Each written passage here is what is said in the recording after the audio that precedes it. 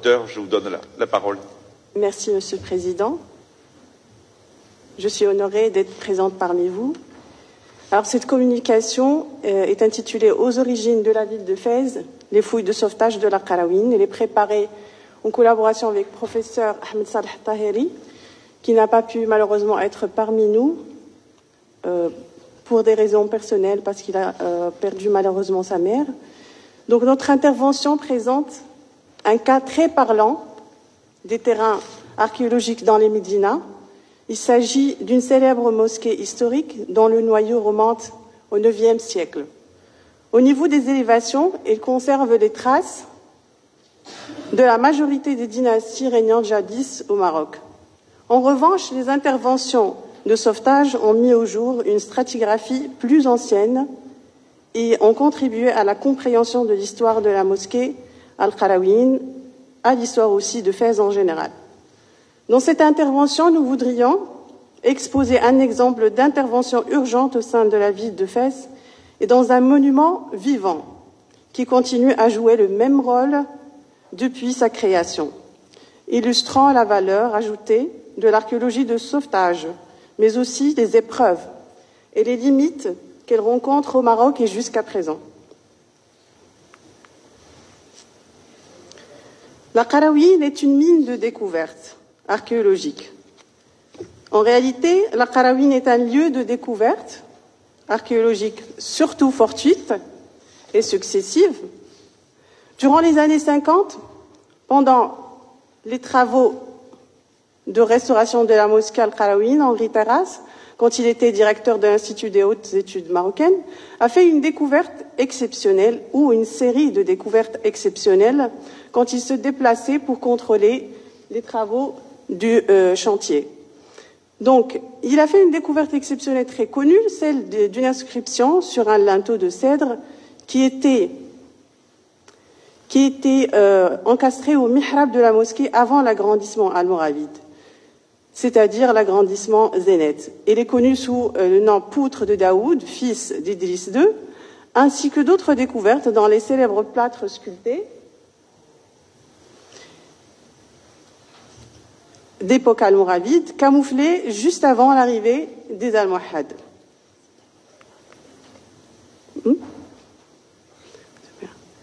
L'intervention de 1993, une première intervention par l'Institut national des sciences de l'archéologie et du patrimoine, qui était dirigée par Monsieur Omar Akarraz et qui n'a duré quant à elle qu'une semaine à cause de la réouverture de la mosquée pendant le mois de Ramadan, sans pouvoir réaliser le planning initial. Et j'ai pris un bout de ce rapport, en fait, où l'accord initial était mis sur 3 phases.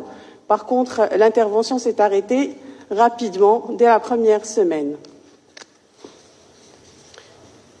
L'intervention de 2006 allait avoir réellement le même sort que sa précédente.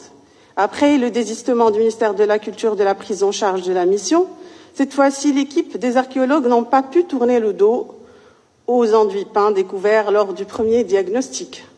La majorité des charges ont été financées par des fonds personnels propres du directeur, surtout de la mission, je cite Taheri.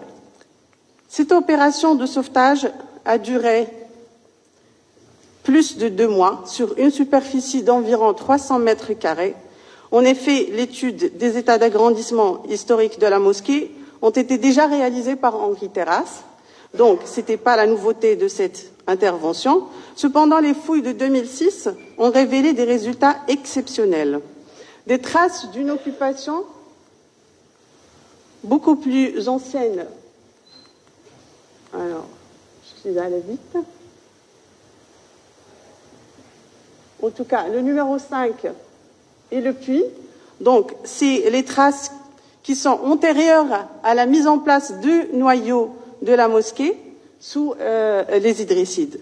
Donc, on a ici les traces d'une vie domestique illustrée à Fès avant l'installation de la mosquée. Donc, le noyau idrisside, l'agrandissement zénith par la suite et l'agrandissement almoravide qui est le plus connu. Donc, durant cette intervention, la plus grande découverte, c'était en fait la mise au jour de 2 maisons voisines à la mosquée qui remontent à la phase de l'agrandissement almoravide entre 1134 et 1144. Cette opération d'agrandissement est parfaitement décrite par les textes historiques, par Al-Jazna'i, Ibn Abi Zara, indiquant le déroulement de l'opération depuis son lancement et jusqu'à son achèvement. En effet, le résultat est surprenant. 2 maisons construites dans une impasse, retrouvées dans un très très bon état de conservation, permettant de découvrir la vie domestique sous les Almoravides, qui est quelque chose de très difficile à retrouver, les ustensiles, le système du bâti et l'évolution du savoir-faire que les enduits peints illustrent parfaitement et joliment dessinés par ma collègue Asma Al-Qasimi, les composantes de la maison et surtout la richesse et l'abondance dont jouissaient les habitants à cette époque. Sur le plan chronologique, les stucs, les céramiques et les enduits sont d'une valeur ajoutée pour les recherches archéologiques au Maroc médiéval grâce au contexte stratigraphique scellé que propose la mosquée Al-Qarawiyyin. Ils ont également permis les rapprochements culturels constituant un véritable atout, notamment dans les rapports entre le centre et son arrière-pays, mais aussi sur une échelle plus large avec la Méditerranée occidentale. Sur le plan socioculturel, plusieurs déductions nouvelles se sont révélées et ont changé la donne et les conclusions stéréotypées autour de la ville de Fès.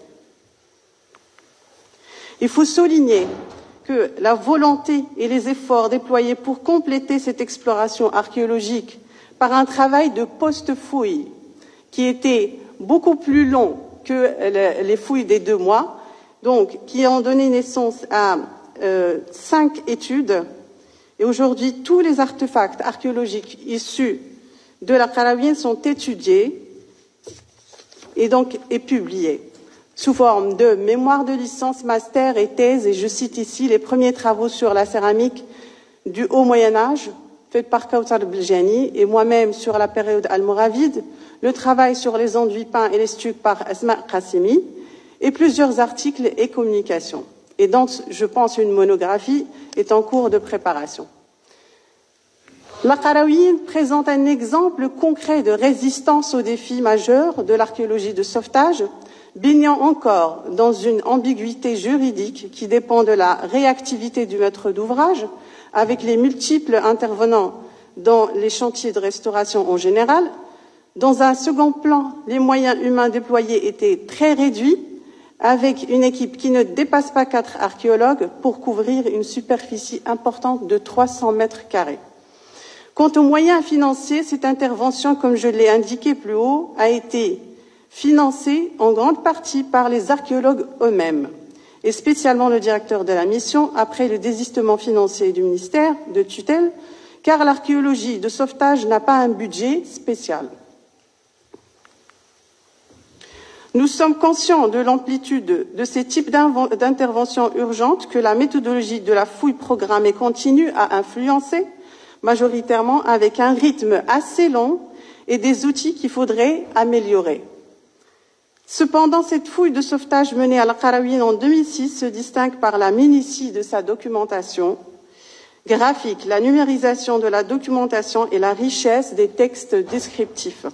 En revanche, d'autres éléments n'ont pas été à l'aide d'une meilleure conduite, et je cite, pour l'exemple, l'éclairage de l'air close est essentiel, ainsi que les opérations de consolidation réalisées sur place sont avec les moyens de base qui ne répondent pas aux normes conventionnelles.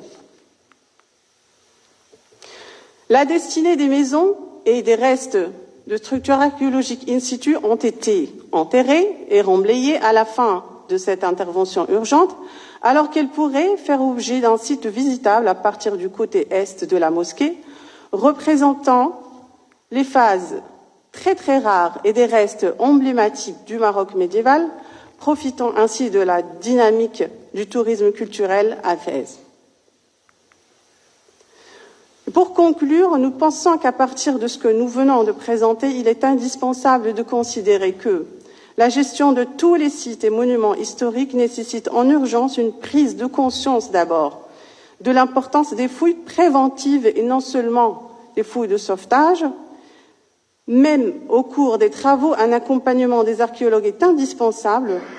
L'exemple des découvertes de terrasses qui venaient faire le suivi des chantiers de restauration, en soulignant par conséquent que le nombre de découvertes sous le protectorat était beaucoup plus élevé qu'actuellement. Il faut dire que seulement 5% du potentiel archéologique de la Qarawiyyin a été découvert lors de ces fouilles de 2006 et qu'il reste à documenter 95%. Beaucoup de travaux d'aménagement sont entretenus dans les monuments historiques fonctionnels, sans accompagnement archéologique, alors que des questions primordiales auront certainement des réponses sous les sols actuels des médinas. Et je vous remercie.